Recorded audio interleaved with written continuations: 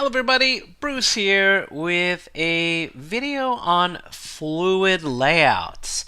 Now we talked a little bit about fluid layouts in a prior module, but we need to dig into them a little bit more now that you've spent a few weeks with fixed base layouts. Now, fluid layouts respond to the width of the browser. So check this out right here. See this page right here? See how, and well, let's ignore this window right here. Never fails. I always think I'm going to have a clean desktop. So notice what's going on here, okay?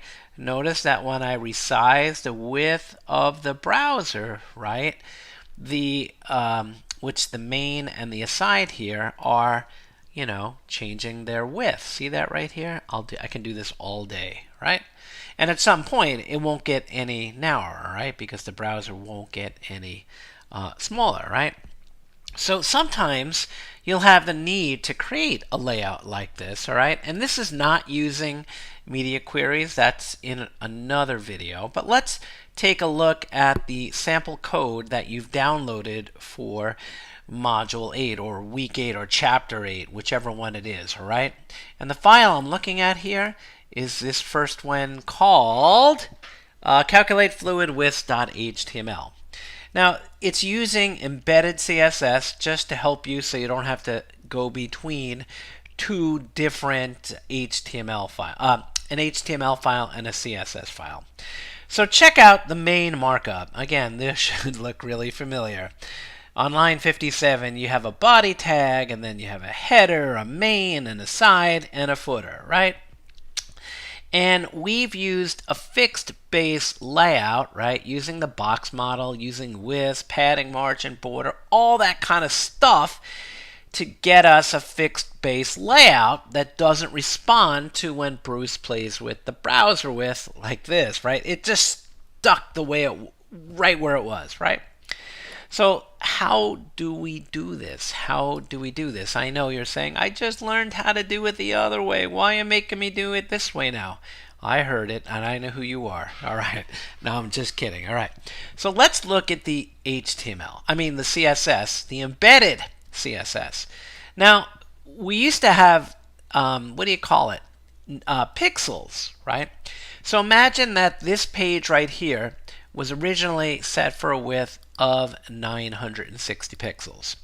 So what I'm saying here with the width of 90% is I'm saying take up 90% of the browser's window. So let's go back, and you can see right here, right? Actually, it's a lie because I have a max width of 1024 here. So if I take this out, check this out, and I go back here, you can see that is 90% of the window. You see how there's only 10% of the window that it's not occupying. In fact, just to show you, if I make this 100%, right, the layout takes up the full width.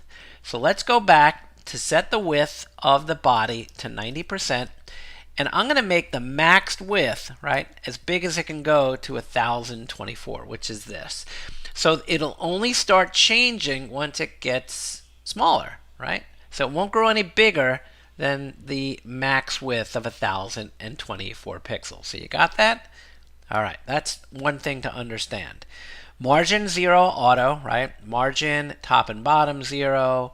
Left and right is auto adjust. And I think you all know by now, if I make this say 20 pixels, that's top and bottom, you'll see it moves down 20 pixels, right? So just wanted to show you that. I get asked that a lot. And now we have a new property called outline. Outline of 2 pixels. Now, something interesting about outline is that it doesn't get included in when you do like box model calculations. So I'm going to suggest that you look up the outline CSS property. And then I'm putting a border top of 2 pixels because the outline is not doing it, all right? So that's the body, all right? So pretend we're dealing with a 960 pixel layout. That's kind of what we would have if we had a fixed base layout. I know I've used 1024 and things like that in the past, but just imagine 960 pixels, all right? So let's go to the header now and give the header, again, everything's going to get a width now. So here I have a width of 96 and 7/8, right? 96.875%. And you're all saying like, what? Where did he get that? So let me tell you where that came from. And let's talk about the padding for a second. So imagine we wanted to put 15 pixels of padding in the header on the top, right, bottom, and left. So this is top and bottom, right? And this second one, which is a percent, 1.5625%, is the width. And remember, right, it's a width percentage. So when I'm resizing this, the top and bottom are not changing, right? But the left and right padding needs to change because we're resizing the window, right? So if I go back here, this percentage gets calculated like this. 15 is the amount of pixels that we want padding. So what we do is we take 15, I'll do it on my Mac here, 15 divided by 960 times 100, which is 1.5625%. Okay? So again, you take the number that you want to convert to a percentage, which is 15 pixels, divided by the width of the page that you want, which is 960 pixels, and you get, and then again multiply it by 100, and you get this number right here. All right, so 960 minus 15 on the left padding and 15 on the right is 930 pixels.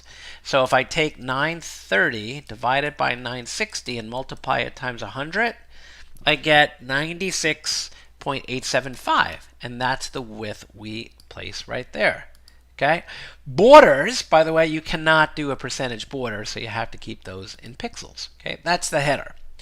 The main, right, which is going to have 15 pixels of padding on the left and right, is going to have, originally it was 600, but with the padding I have to subtract on the left and right, so I get 570. So 570 divided by 960 times 100, right, is 59 3/8%. So here is that 59.375. You with me? We're still floating the main left, and we're still floating the aside right. And it's the same thing here. The padding for the aside, I want to be 15 pixels all around. So for the width, we need to be concerned with the amount of padding on the left and right. So that's 15 and 15, that's 30. So 360, right? 330 is the new amount. So 330, right? Because we subtracted, what do you call it? We subtracted 30 off for the padding. So 330 divided by 960, which is the width we want, times 100, is 34 3/8, 34.375%. How about that? And the footer, it's the same thing. We clear both because we floated element above it. We wanted to clear on the left and right. And it's just like the header, 930 pixels, because I wanted 15 pixels of padding, and I get this 96.875%. All right? So that's how we get this right here. Okay, we get a fluid layout, right, just by doing the calculations that we did, by going to a percentage-based layout for the widths rather than pixels. All right? So go back and play this video again, and I'll catch you in another video for some more stuff on fluid and responsive web design.